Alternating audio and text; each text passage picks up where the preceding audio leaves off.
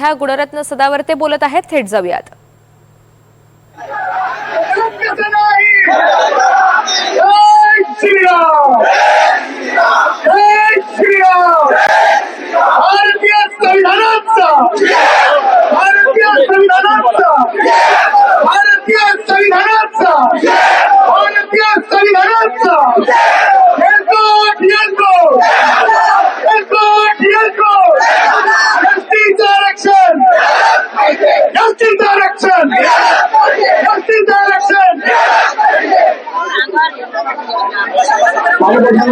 विनंती आहे खाली बसा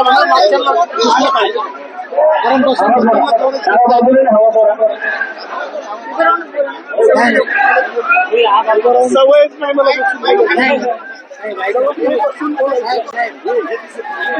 कोर्टामध्ये कसं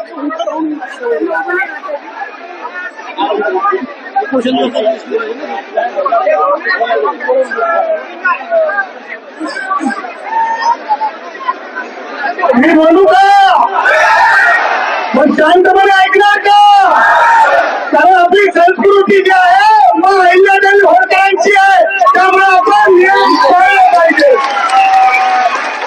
मग अहिल्यादेवी होळकरांचा, मग अहिल्यादेवी होळकरांचा, मग अहिल्यादेवी होळकरांचा, भारत रत्न डॉक्टर बाबासाहेब आंबेडकरांचा, भारत रत्न डॉक्टर बाबासाहेब आंबेडकरांचा एसटीचं रक्षण।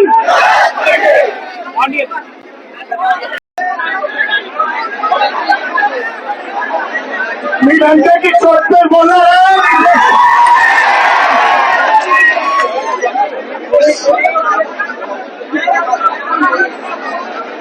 संविधानाला मानणारे असे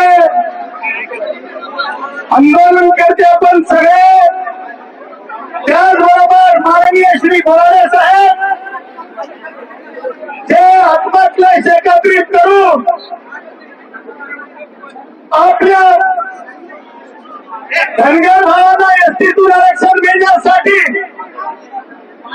खरोखर आत्मक्लेश एकत्रित करून कोणताही ढोंग न करता समाजासाठी सत्य देणं उपवास धरून, सत्य देणं उपवास धरून आपल्यासाठी उपवासावर बसले, त्यांचं मी अवदान हार्दिक हार्दिक अभिनंदन करतो।